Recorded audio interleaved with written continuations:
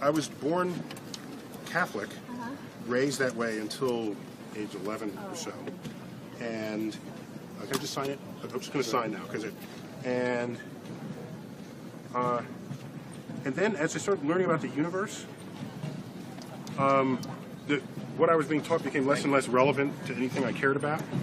And now what's interesting is that 40% of scientists in America are religious, as measured by the following, because don't measure whether you go to church every week, because some people go to church just for the social scene or for the cupcakes. You want to ask a question where it's meaningful when someone says they're religious. So the question you ask is, do you pray to a personal God who would then intervene with life and society? And if you do that, you're religious. That's a clean way to do it. 40% of American scientists answer yes to that question. That includes physicists, astrophysicists. There's a range among them. Engineers and mathematicians are a little higher. They're up around 60%. Astrophysicists, physicists, biologists are lower. They're down around 25. But it averages 40. Now, here's the difference. Those who are productive scientists and answer yes to that question do not go to the Bible as a source of their science.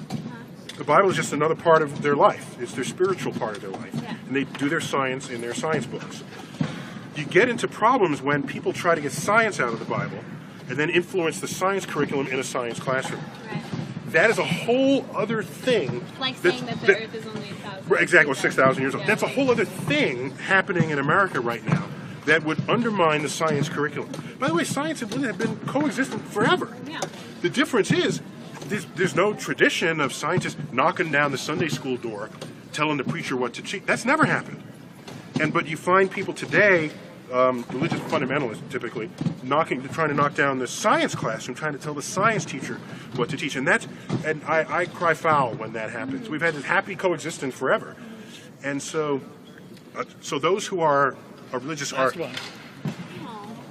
those aren't the ones saying the Earth is 6,000 years old. So you're not moving to Kansas. No, or if I do, I gotta. We gotta go. No more There you go. questions. Okay, I've got to run. Is Graviton discovered yet? Is what? Is what? Graviton? No, still not discovered. Still not discovered. The last, there's a good book on that called Einstein's Unfinished Symphony. Okay. It's all about the search for gravity waves and graviton. Thank you so much. Did I sign that yet? Yeah, I get it. Thanks. Okay, good. I can walk. I have a special pen for this. All right. Good. So I said, beautiful launch, beautiful day. I said in my update, status update, and I said, Godspeed, Atlantis astronauts. Well, in came this one. I thought you were an atheist. Why could you use such a word? It's like, then someone else said, actually, it says right here that he's agnostic. So this became the subject in the thread. I had to jump back in, and I said, Godspeed was the banner headline the day that John Glenn was put into orbit back in 1962. And since then, it has been an iconic phrase deep within the culture of the aerospace community. If you're religious, it means God be with you up there. And if you're not religious, it's just being culturally honest about how aerospace people communicate with each other. And then I posed the question. I got this award from the American Humanists Association. So these are people who cross off the word God in every dollar bill that comes through their possession. This is like an energy level that I can't even imagine having. So I said, because they were upset about this too. And I said, well, how many people here have ever used the word goodbye? All the hands went up. I said, well, goodbye comes from God be with you. Ooh, we didn't know that. That's what goodbye comes from. It's a contraction of God be with you. And when would you say that? When you left the city gates and had to go between cities in the dangerous countryside where you might get mugged or robbed or raped or worse. So you say, God be with you to protect you on your journey. Well, we don't have city gates anymore. We have space. So Godspeed is the counterpart to that expression because it's speed that's going to kill you going into orbit. So I find it a fact. So I'm okay with that. There's an interesting cultural history in the community of aerospace. And so that's why I can't claim myself. I can't agree to the claims by atheists that I'm one of that community. I don't have the time, energy, interest of conducting myself that way. I'm perfectly happy going to see the rock opera Jesus Christ Superstar. I have Handel's Messiah on my iPhone, along with Bach's B minor Mass. That's some of my favorite bits of music. This is what I do, and I'm perfectly fine with that. I'm perfectly fine with having religious people who live all around me. I'm not trying to convert people. I don't care. We're in a religiously pluralistic society. Most of what accounts for the immigration waves into this nation were people fleeing religious persecution in their hometown. And no one will deny the richness of this country as a product of the immigration that unfolded. I'm okay with that. Just keep it out of the science classroom. That's my little dog. Maybe it's a poodle, I don't know, but it's a... So you asked me if I'm agnostic. I'm agnostic. And it's more that I don't really care. I don't want to have to spend all this energy, but I keep getting called out into the boxing ring, largely against my wishes. We have actually moved quite a distance from that, compared with 200 years ago, 300 years ago, 400 years ago, the era of the Inquisition and this sort of thing.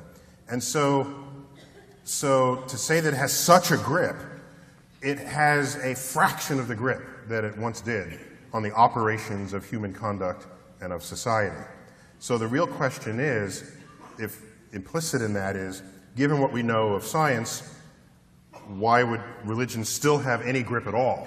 Not why does it still have a big grip? Because it's not a big grip when you look in the developed world. So, in fact, most of Europe are just, they're whole countries where religion has essentially disappeared entirely. And the countries are not full of violence and, it's just, the assumption that you have to be religious to be moral is a false one. It's empirically false, because you just look around in places where that's the case. So,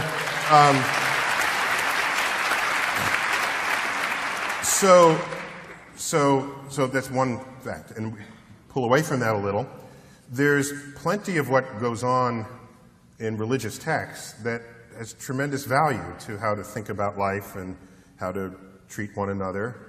In fact, Jefferson created what was essentially what you can think of as Thomas Jefferson, the Jefferson Bible.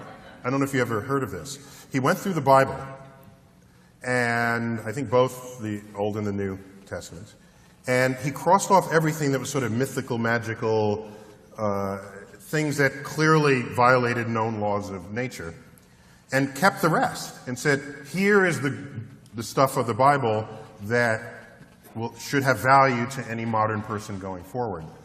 If you look at people who are religious today, who are not in conflict with science, they have viewed their religious text as a spiritual, something that gives them spiritual support, not as a science textbook. The conflict in society is when you have those who are still religious, who want to use their religious text as their access point to understanding the natural world. And persistent efforts of the past to make that happen have just simply failed. The Bible does not work as a science textbook. In fact, Galileo knew this, and he himself was a religious man. He's famously quoted as saying, the Bible tells you how to go to heaven, not how the heavens go.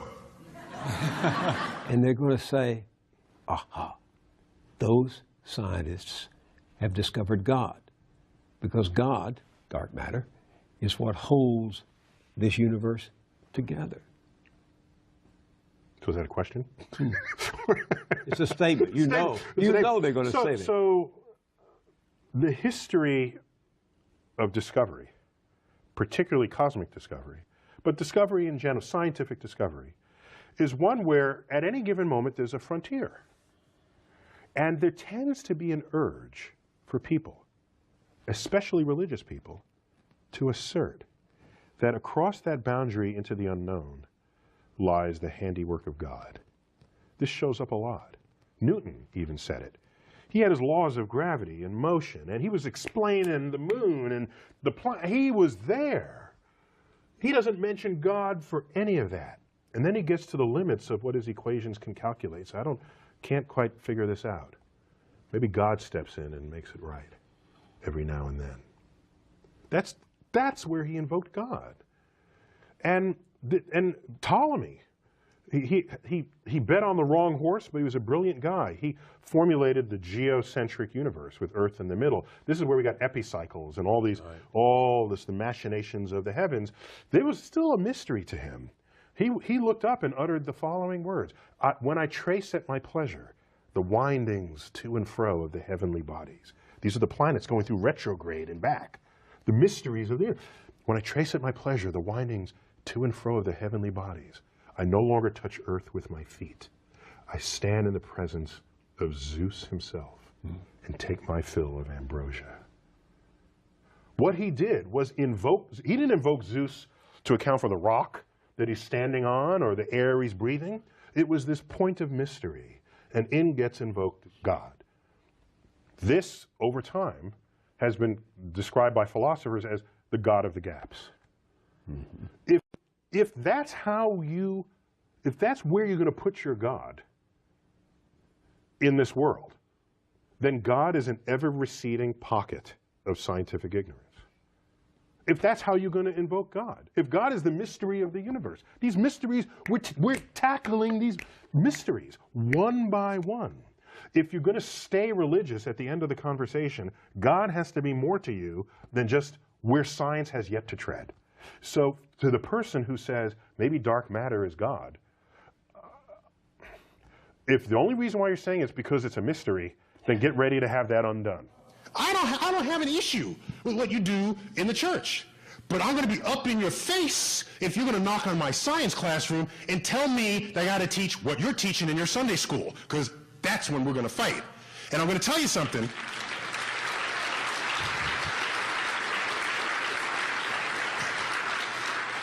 There's no tradition of scientists knocking down the Sunday school door, telling the preacher, that might not necessarily be true. That's never happened.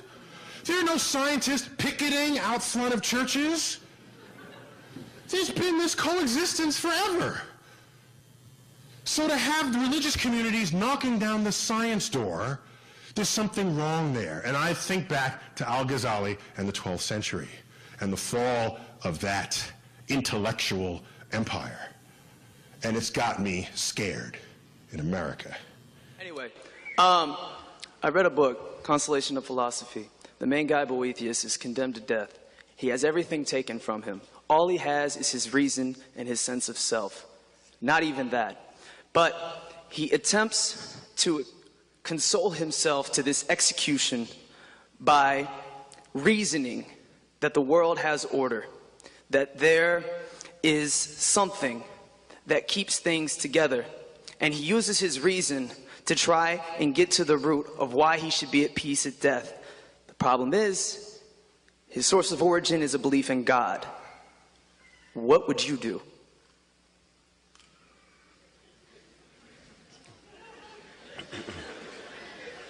Well, I don't know if I fully understand the question. I do know that if he's about to be executed... How about you are about to be executed? Oh, I'm about to be executed. You have nothing except your knowledge and your knowledge of science, your experience. I would request that my body in death be buried, not cremated, so that the energy content contained within it gets returned to the earth so that flora and fauna can dine upon it, just as I have dined upon flora and fauna throughout my life.